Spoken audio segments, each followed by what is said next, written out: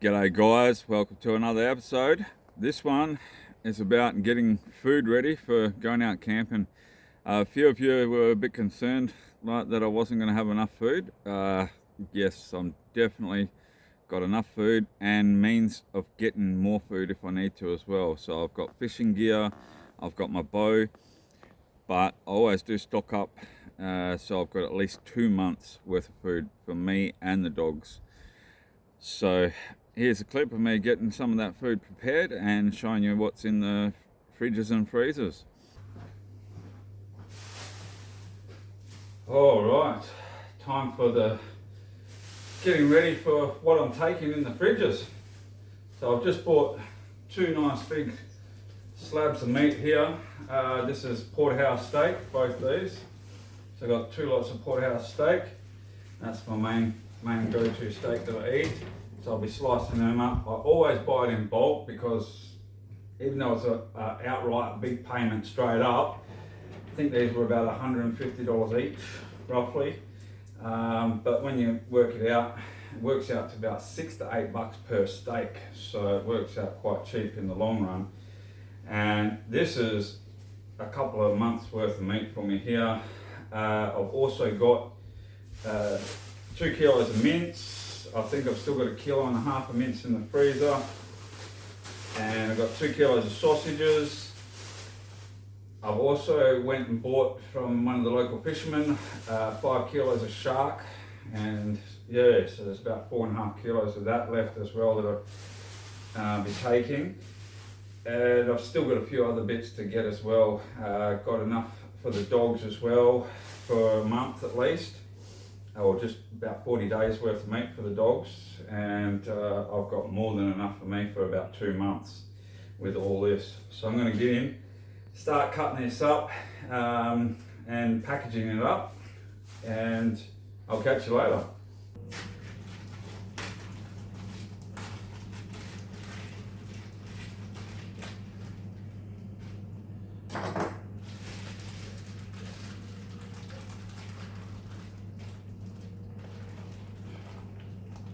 Oh, it's heavy.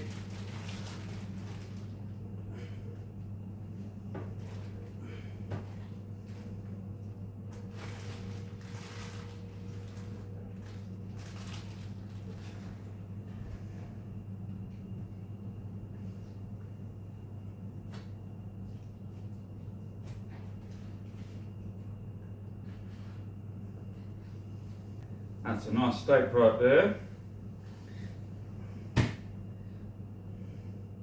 So I just cut them about thumb thickness. That's still a decent steak.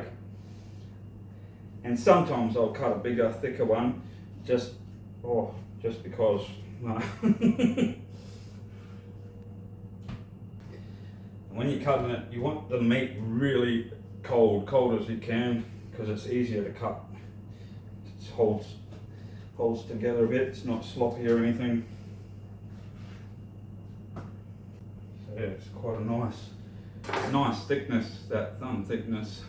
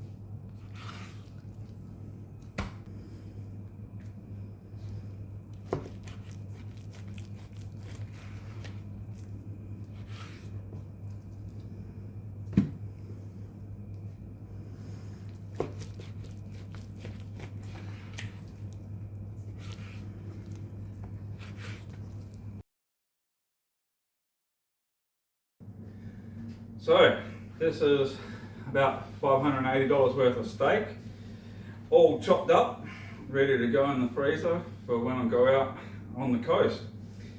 Even got some diced meat from the ends when I was straightening off the ends. And like I said, I do like to cut an odd thick steak though as well, just because. So yeah, it works out just over $11 per steak doing it that way. So it works out a lot cheaper than buying one of these steaks. I looked at the other day, was about $23 in the supermarket just for one steak. So if you can, it is better to buy it in bulk and cut it up and do it yourself. So the freezer is absolutely chockers. So I got plenty of tucker, bacon, sausages, fish curry, steak, mince, chicken here somewhere, chicken. So this is absolutely full, even right down to the bottom. There's other meat down there. And then I've got lots of butter, and there's fish, crumpets, chips, onion rings, dim sims I think as well. Plenty of dog meat in here for the dogs. And then around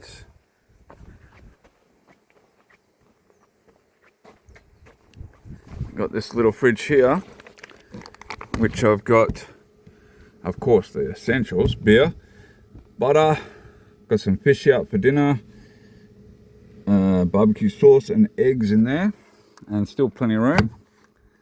And then we close that up, close this up, and then in this drawers all the dry food.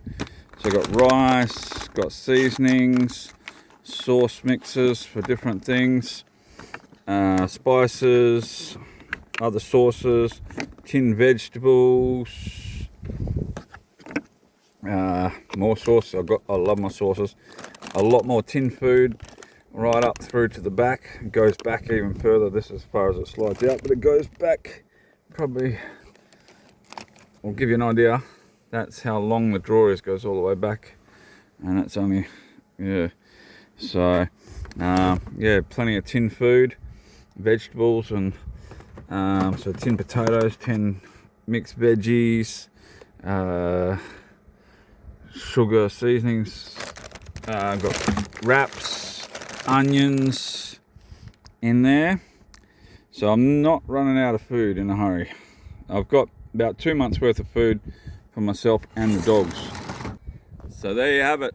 There's plenty enough tucker for a couple of months, and like I said, I've got means of getting it any more if I need it, by fishing or by hunting, so with the bow. Up here on the Murchison River where I am now, there is lots of goats. There are small fish in the river. It might be a bit of a challenge to catch them though. There is spangled perch, but because of the flooding, they're a little bit harder to catch. But there's always food. Like I said, there's plenty of goats up here. But while I'm here, I'm not going to have to hunt or fish, because I've got plenty of tucker until I go to the next place, and then I'll be starting to do some fishing then as well. So so that'll be exciting. So all right, I'll see you in the next episode. God bless you guys.